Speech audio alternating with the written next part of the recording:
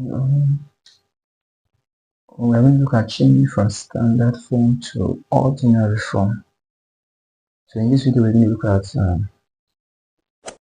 changing figures in standard form back to ordinary form. When we do that, we're actually reversing the process. So it is a reverse process of changing either very large numbers or very small numbers in standard form to their original or ordinary forms. That is, writing of numbers without powers of 10. If this is not the first time you're watching these videos, if you have started with me when I put on the first video, you understand that standard form is basically writing in powers of 10, but ordinary forms don't have powers of 10. So we want to look at how figures that are already in standard form can be reverted or changed to ordinary form. So something to take note is that positive powers means large numbers and negative powers mean small numbers, which means that positive powers, when it was converted from, or when it was changed from ordinary form to standard form, the movement to decimal point was backward. For negative powers, the movement of the decimal point in order to convert it from ordinary form to standard form was forward. So just take note, positive powers mean large numbers and negative powers mean small numbers.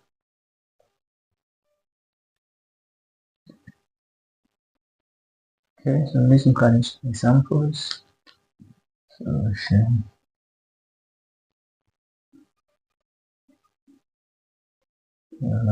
Here 5.07 times 10 to the power 5 sequester.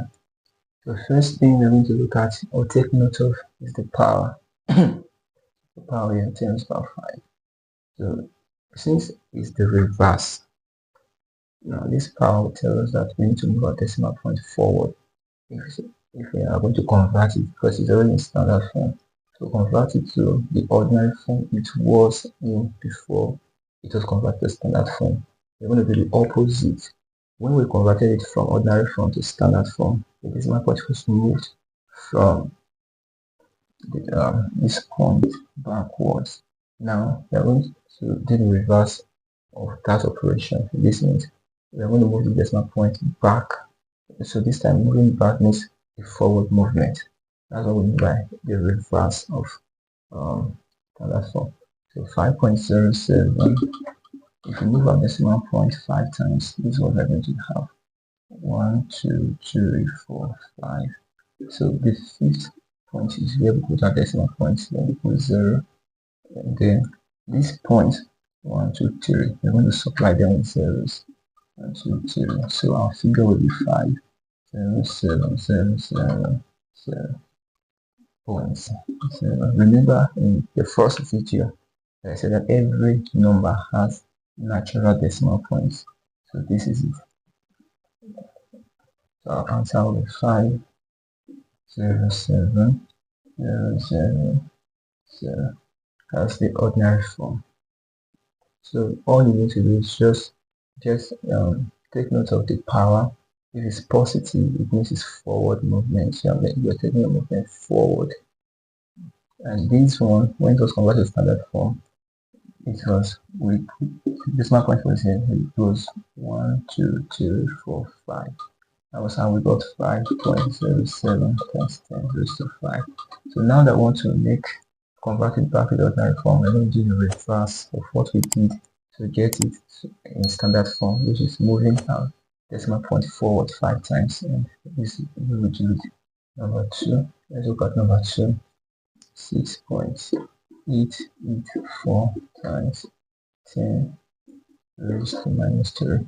So you will see that you can see that here the power is minus the negative power. Remember when a small number was converted to standard form, the decimal point was moved forward.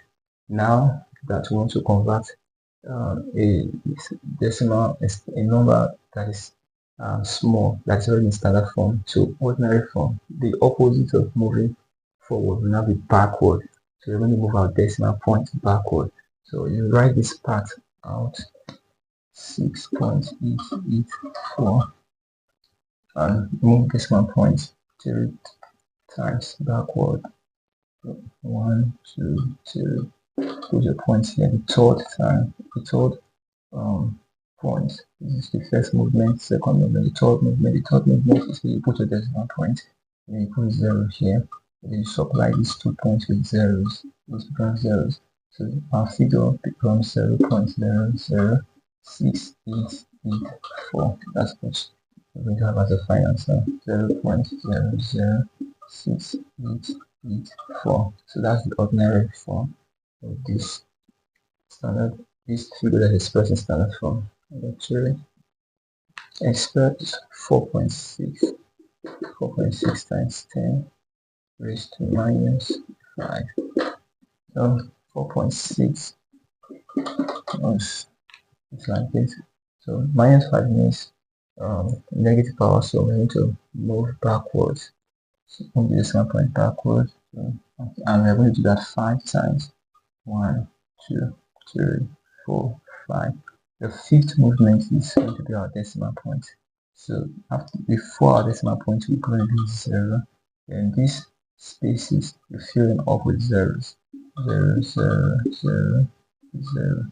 So our figure is 0.000046, which equals 0.0000046. Number 4.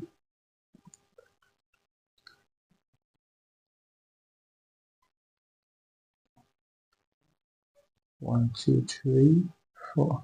Express 4.3 times 10 raised to the power 4 in ordinary form.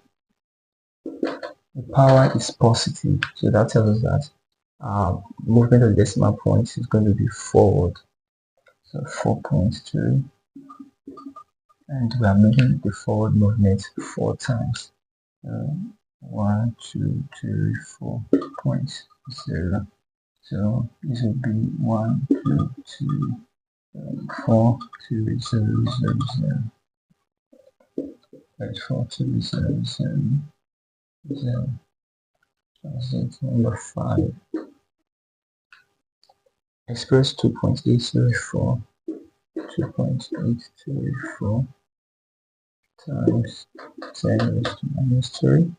In its normal form, correct to 2 significant figures. So 2.834, 2.834. I think the power is negative. It means we move the decimal point back 3 times. This will give us 1, 2, 2. Third movement to the decimal point to 0. Fill up the spaces 0, 0. So your final answer will be 0.00280. 0.00280. But this is not going to be our final answer because we're given a condition here. So correct to 3 significant figures. 3 significant figures means the digit after the last non-zero digit, the last 0 digit. So this is the last 0. Every digit that's not 0 is significant. So these are significant figures, and the first significant is a significant figure, the second is a significant figure, the significant figure. So any digit that is not 0 is a significant figure, and they have their position. The first digit that's not a 0 is known as the first significant figure. The second one is known as the second significant figure. So also the third and the fourth. So the question says calculate correct to 3 significant figures, which means our answer must be correct to the third significant figure. So this is the first significant figure, the second, the third. So what we do is that we have to stop here, but we need to check the fourth significant figures. If it's 5 or more than 5, we make it to this, return it to 0 and add 1 to the third significant figure. That means rounding up. But if it's 4 or unless it's less than 5, return it to 0 and then we don't add anyone to this. The third significant figures, which we were told to estimate this figure. So which is equal to, so in this case, The fourth significant figure is not up to 5, so it's 0. So we give us 0.00283 as our final answer. So that's the condition. So take note, if you convert, like what we have here, to convert to ensure that to check the answers are correct, if you convert them back, if you decide to convert them or write them in standard form, you should be able to get what you have here. If you do, that means your conversion was correct, but if you don't, check your working, something's wrong. For instance, if we have to convert this to standard form, we should be able to get this again. And convert this to ordinary form, we should be able to get this. That's a way to check that our answers are correct.